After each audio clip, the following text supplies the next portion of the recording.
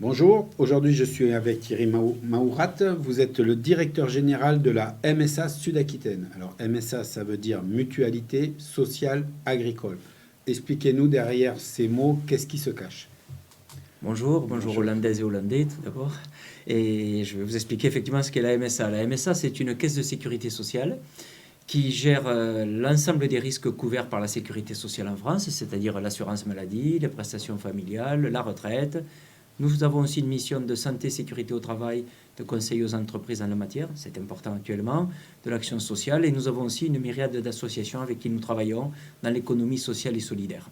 Voilà, et nous sommes 35 MSA en France, et la nôtre couvre les Landes et les Pyrénées-Atlantiques. Donc ça veut dire une grosse structure quand même, beaucoup de personnel, surtout en ce temps de Oui, crise. oui, on est un peu moins de 400 salariés sur les deux départements, et je mets à part les structures dont j'ai parlé, qui sont dans l'économie sociale et solidaire, qui représentent encore plus de monde.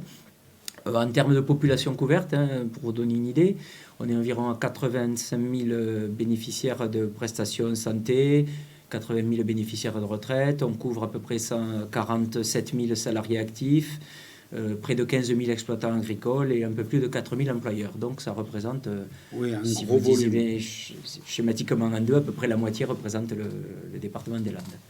Alors, aujourd'hui, c'est pour ça qu'on vous reçoit. Vous êtes comme tout le monde, vous êtes confronté à la crise. Donc vous êtes un acteur dans le sens où vous devez continuer. Alors déjà, vous êtes directement touché par le fait que vous ne pouvez plus travailler dans les conditions normales. Vous Absolument. travaillez, mais pas dans les conditions normales. Expliquez-nous comment vous êtes adapté en tant qu'entreprise.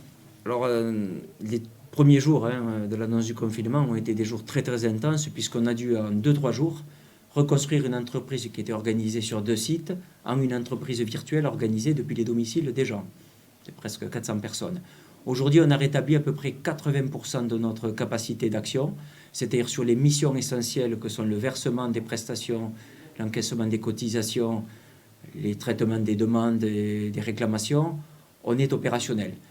Le dire en un mot, ça paraît évidemment facile, mais je peux vous dire que ça a été une entreprise extrêmement intense, qu'on a des gens qui ont été, des personnels qui ont été formidables pendant ces jours-là. J'en profite pour leur rendre hommage, que ce sont nos équipes informatiques, logistiques et toutes celles et ceux qui ont eu un souci de partir chez eux avec leur matériel pour pouvoir travailler. Et je peux vous dire que tout le monde est mobilisé pour continuer à assurer le service. Ces crises-là sont un révélateur, mais je peux vous dire que moi, je suis fier de ce qu'ont fait nos personnels pour se rétablir aujourd'hui. Donc à 80% on fonctionne. Les activités qui sont un peu plus au ralenti, ce sont évidemment les activités de terrain, les travailleurs sociaux, les conseillers en prévention, les conseillers qui allaient sur le terrain dans nos agences, dans les entreprises à la rencontre des adhérents. Évidemment, eux travaillent sous un mode différent, au téléphone et par mail.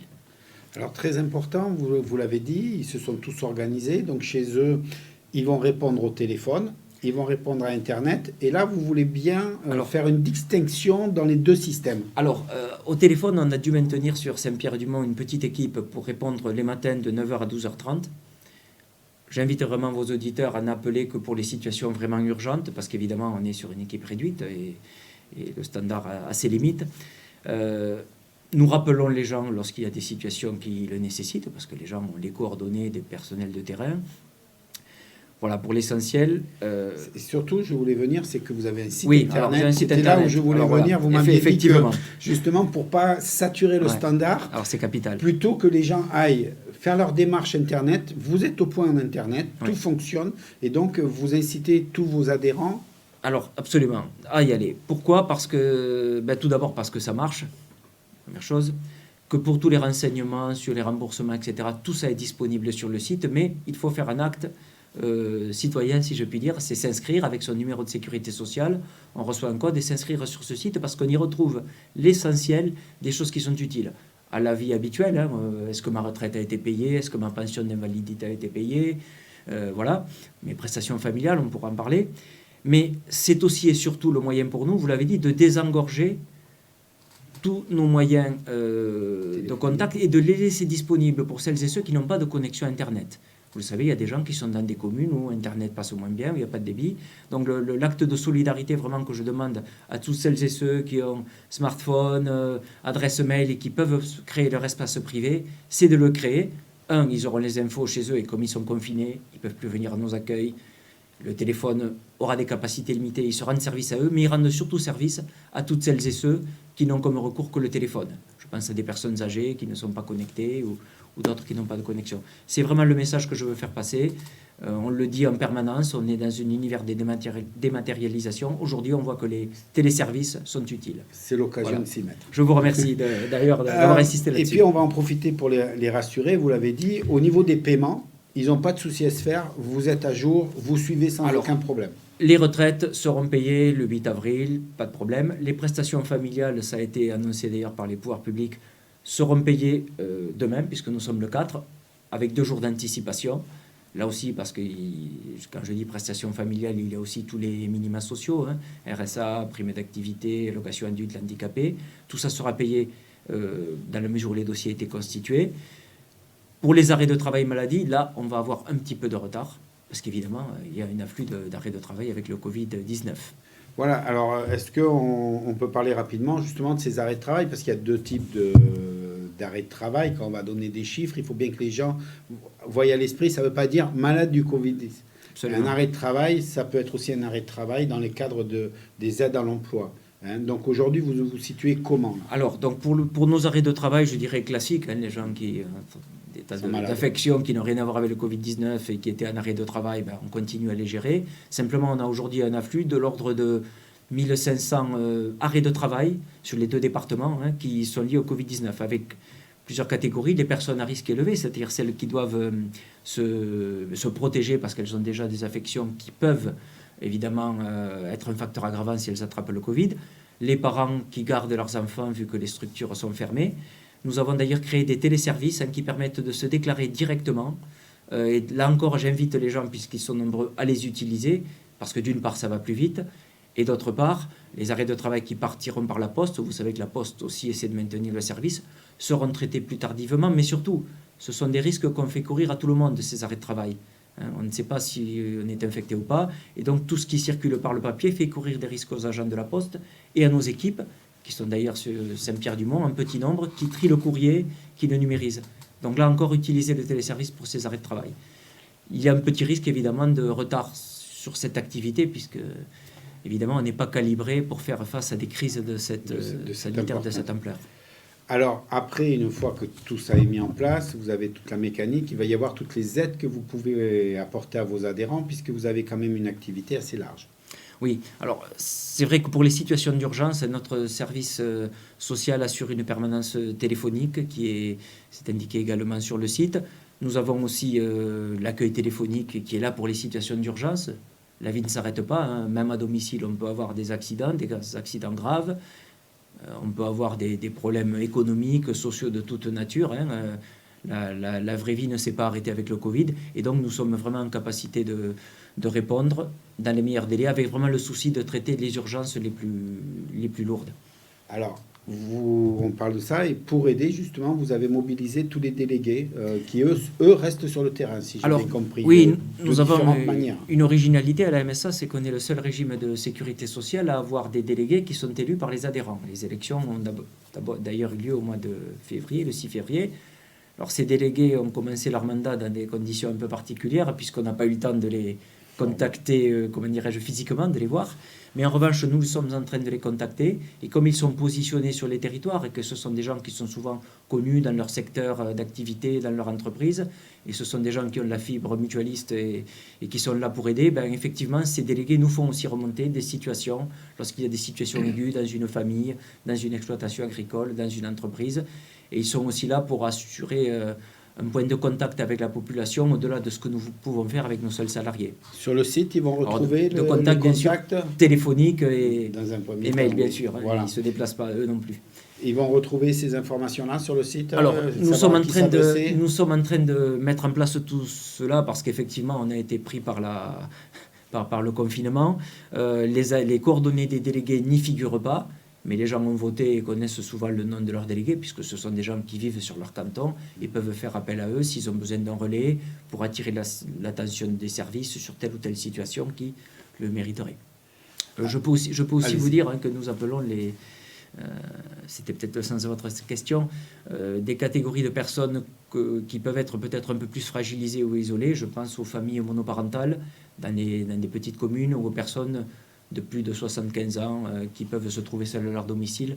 Parce qu'on voit bien que selon l'habitat, selon la commune où on vit, même si les mairies font beaucoup, je crois qu'on peut les saluer, les collectivités, on a aussi à les rassurer sur le versement de leurs prestations et s'assurer qu'ils n'ont pas besoin de services annexes qu'on relaiera vers les mairies, vers le conseil départemental, vers les services de l'État s'il y a lieu. Voilà, puisque vous êtes au cœur de la problématique, vous travaillez avec tout le monde. Absolument, on travaille, la MSA est un organisme qui a toujours été très ancré sur les territoires, en partenariat avec les collectivités, avec les autres caisses de sécurité sociale, bien sûr, qui comme nous essaient de maintenir le service, la CAF, la CEPAM, la CARSAT. Et on essaie de garder, et on y arrive plutôt correctement. Il ne faut pas être démesurément optimiste dans la période que nous vivons, mais on arrive plutôt correctement quand même à reconstituer de façon virtuelle les réseaux de partenariat qu'on avait, sauf bien sûr tout ce qui nécessite une présence physique. Et alors, on va aborder un dernier point, un dernier chapitre, je dirais, qui vous tient beaucoup à cœur, parce que vous voulez montrer que la MSA est au cœur de l'impact de la vie économique et que vous êtes et vous faites votre maximum pour donner les moyens aux entreprises de continuer leur activité. C'est vrai de la MSA, c'est vrai d'ailleurs de toute la sécurité sociale. On n'est pas forcément cité, mais moi je considère, et nous considérons que nous sommes en seconde ligne, pour vous donner quelques chiffres. Et on parle beaucoup du risque qui est réel pour l'activité économique. Nous sommes un organisme qui encaisse et qui redistribue, qui réinjecte du pouvoir d'achat dans les ménages. Grosso modo, on encaisse à peu près 300 millions de cotisations par an et on redistribue 600 millions. Imaginons ce que serait, sur les 2 départements que nous couvrons, l'activité si tout s'arrêtait.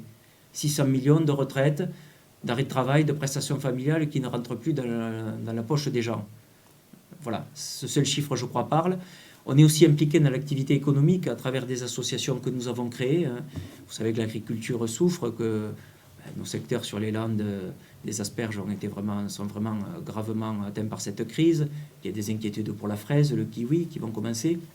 On a une structure qui s'appelle Agri-Renfort, qui est une société de prestation de services pour les agriculteurs, surtout les kiwiculteurs, qui est au chômage technique, qui est en arrêt de travail et qui va redémarrer son activité avec le kiwi. Alors dans quelles conditions, nous le saurons dans quelques jours. Et je tenais à vous dire qu'on est vraiment connecté à ce que vit le monde agricole, ce que vit la population. Je peux vous donner un autre exemple. Nous sommes depuis des années, ça a été créé par la MSA il y a longtemps, des établissements pour personnes handicapées à Mousteil, dans le nord des Landes. Le kiwi, c'est plutôt par ici, vers Peyrehorade, ce secteur-là. Et là, c'est plutôt au nord des Landes. Nous avons par exemple un ESAT à Mousteil qui continue à travailler, du personnel encadrant qui encadre des travailleurs handicapés, qui comme l'activité n'est pas télétravaillable, continue. Et je crois que tous ces efforts de ces structures dont l'activité n'est pas facile en temps normal, mais elle est encore plus difficile aujourd'hui parce qu'il faut appliquer les gestes barrières, reformer les gens, les précautions. Tous ces gens-là continuent à être mobilisés et je crois que comme les salariés de la MSA, comme le monde agricole, les agriculteurs, les salariés, les coopératives, tous ces gens essaient de continuer pour que l'économie ne s'arrête pas, mais bien sûr en respectant les règles sanitaires. Il y a une caisse d'assurance maladie, je tenais à bien sûr dire que tout ça, chez nous comme chez les autres, se fait avec le souci de respecter les règles. C'est capital. Et vous avez même voulu être concret, si j'ai bien compris, en créant un film avec une entreprise des Landes pour montrer concrètement dans une entreprise comment on fait tout ça. Oui, vous me donnez l'occasion, sans vous répondre tout à fait, de dire qu'aussi nous avons pris un certain nombre de mesures qui ont été divulguées par les pouvoirs publics pour les entreprises en termes de cotisation, bien sûr. Les exploitants agricoles qui auraient dû tous payer leur cotisation au 30 mars, mais ça sera reporté au mois de juin. Et pour les entreprises qui remplissent la DSN, ils ont la possibilité de moduler leur paiement en fonction de leur capacité. Voilà. Nous avons effectivement développé avec une entreprise que je salue, les fermes Larère à Liposteil, parce qu'ils sont très en pointe là-dessus. Nous avons pu travailler sur une petite vidéo qui est disponible sur YouTube et qui décrit de façon très concrète les gestes barrières, l'organisation du travail telle qu'elle doit être mise en place dans le monde des exploitations agricoles, dans ce contexte du Covid. Tout ça est très bien expliqué. J'invite vos vos téléspectateurs à le regarder. On a aussi diffusé tous les conseils en termes de santé, de sécurité au travail aux entreprises sur les gestes barrières, le confinement, l'isolement. On va aussi travailler sur le travail à distance, c'est-à-dire les risques psychosociaux, la difficulté qu'ont les gens qui étaient, comme vous et moi, tous les jours avec des contacts sociaux, qui se retrouvent confinés. Vraiment, on va travailler beaucoup là-dessus, parce qu'on sait que sur la phase du confinement, s'il se poursuit, ce qui sera peut-être difficile, c'est pour les gens de se dire, voilà, quelle est mon identité professionnelle? Est-ce que je suis toujours aussi utile à domicile? Comment arriver à tenir le coup si je suis seul chez moi, ou parce que j'ai mes enfants qui travaillent, qui font leurs devoirs, alors que moi j'essaie de continuer mon travail. Voilà, on a vraiment un gros soutien, une grosse solidarité à faire passer vis-à-vis des populations, et nos équipes y travaillent. Je tenais à vous le dire. Donc voilà, on a fait un peu le tour de tout ce qu'on peut dire aujourd'hui. Est-ce qu'il y a quelque chose que vous voudriez dire de particulier pour un peu remonter le moral à tous vos adhérents? Moi, c'est peut-être un message personnel, mais ce que j'ai vraiment apprécié dans les premiers jours, c'est la solidarité dont ont fait preuve nos équipes, notre personnel, pour se mobiliser et continuer leur travail. Ben, je crois que cette solidarité, on en a besoin à tous les niveaux de la société, vis-à-vis du monde agricole, qui a besoin de bras. Je me permets de relayer ce message.